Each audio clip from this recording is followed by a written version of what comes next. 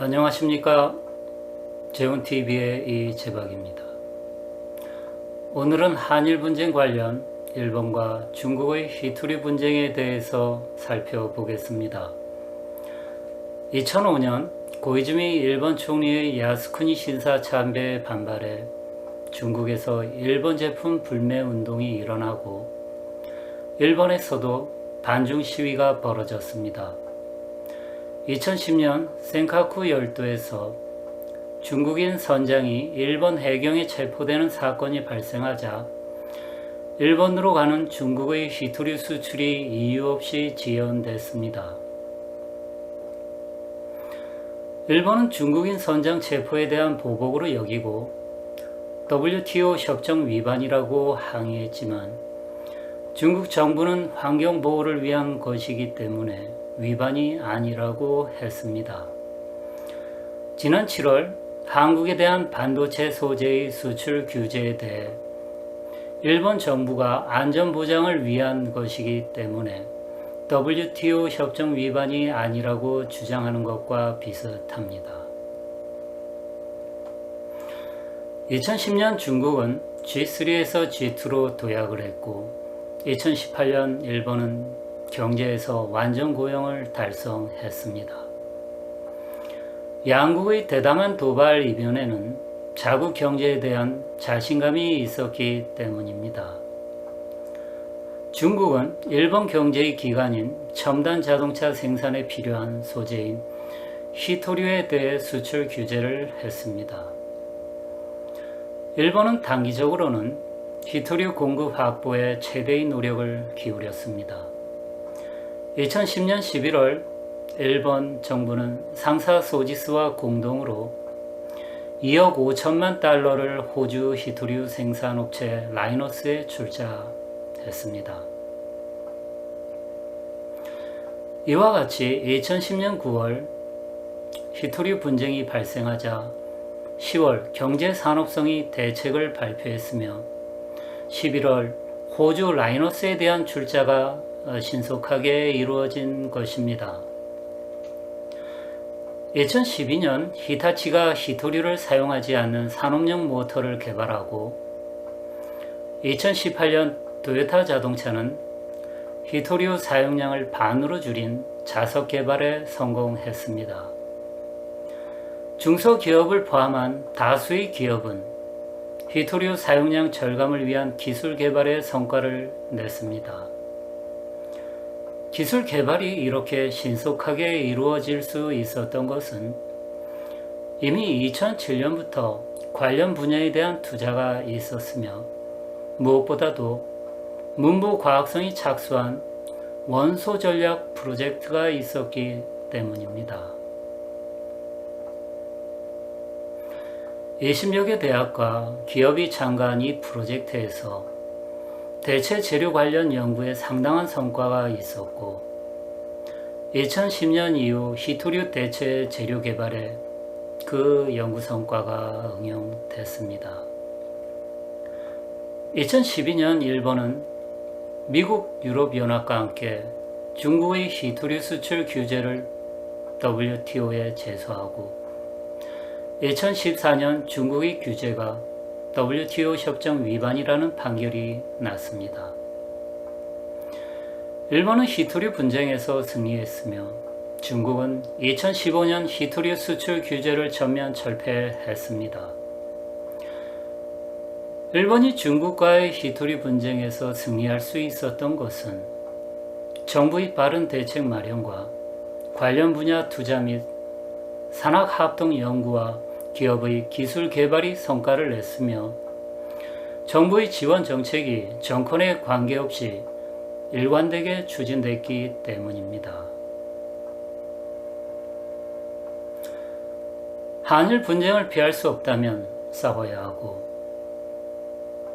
싸울 수밖에 없다면 이겨야 합니다. 하지만 반일 선동이나 일본 제품 불매 운동과 같은 보복은 일본의 추가 보복에 빌미를 제공해 우리 기업들이 피해만 확대될 뿐입니다. 정부는 한일 분쟁 이후 소재 부품 산업의 국산화를 주장하고 있습니다. IT업계의 원로인 윤종영 전 삼성전자 부회장은 연구개발과 제품 상용화 사이에는 죽음의 계곡이라는 높은 장벽이 있다고 합니다. 이와 같이 국산화의 길은 매우 지난한 일이지만 정부의 관련 분야 투자와 산학합동 연구가 이루어지고 기업이 기술 개발에 매진한다면 결코 불가능한 일도 아닐 것입니다. 지난 8월 26일 한국형 3세대 원전이 미국 원자력규제위원회의 설계 인증을 획득했습니다. 한국형 원전은 방사성 물질이 대량 유출됐던 일본 후쿠시마 원전과는 비교할 수 없을 정도로 안정성이 강화된 모델입니다. 미국이 아닌 업체로는 최초로 인증을 받았으며 세계 최고 수준의 안정성을 인증받은 것입니다. 어쨌든 한일 간 경제전쟁이 시작됐습니다. 경제전쟁은 기업 간 경쟁이며 이기기 위해서는 기업하기 좋은 환경을 만들어야 합니다.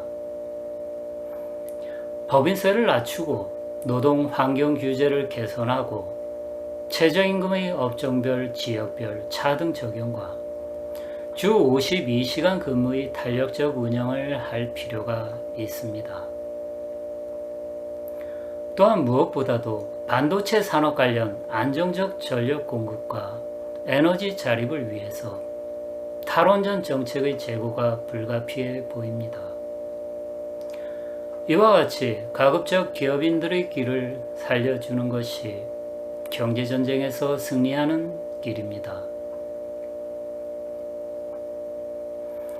한일 갈등의 해법으로 일본의 물질적 배상 요구를 포기하고 피해자 구제는 한국 정부의 책임하에 수행하고 일본의 식민지배 불법성 인정과 진정한 사과를 받는 것이 좋지 않을까 생각합니다.